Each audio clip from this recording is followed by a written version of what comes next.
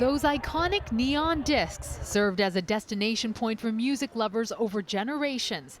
The Sam behind Sam the Record Man died Sunday. Friends remembering the 92-year-old as a legendary Canadian. Oh yes, I went in and bought sea shanties and I bought all sorts of popular records over the years, and I was a regular client and bought classical records. I was a client of Sam's. Sam Sniderman was always there on Yonge Street, known for his encyclopedic knowledge of the 400,000 titles he carried. And there were lineups every Saturday morning for his Door Crasher specials. I remember the first time I walked in there just being blown away by the incredible array of music.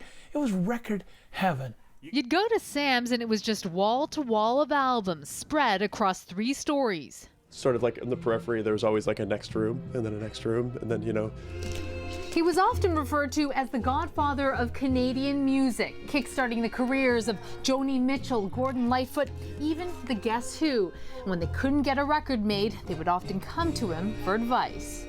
Raffi tweeted, "Sam helped my indie label Troubadour get going." And Stephen Page chirped, "Sam's was the late-night record shop and was a huge part of the success of the Bare Naked Ladies' Yellow Tape." Any local band that put out a record, he'd stock it, and often he'd front rack it.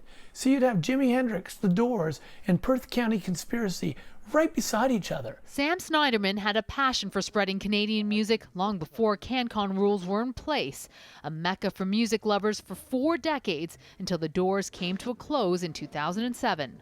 Proved that this country could let you grow and be somebody, whether you had anything or not. It was what you had in your head and what you had in your heart, and it counted.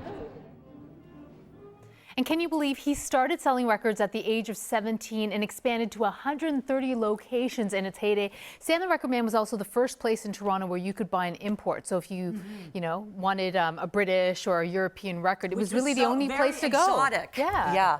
Well, I remember Sam because you would go to the store and he'd be working the floor. He'd be barking orders. If you didn't know where something was or you had a tune, you couldn't. He knew where it all was. Yes, He knew his business so well. He was a real interesting guy. It was a vault. And a lot of Canadian musicians thank him for making them successful in terms of selling records. Never mind CanCon. They said he stocked the records and believed in them. Yeah, and even the ones who didn't get radio play, that just put out an album, it was a place to go get it.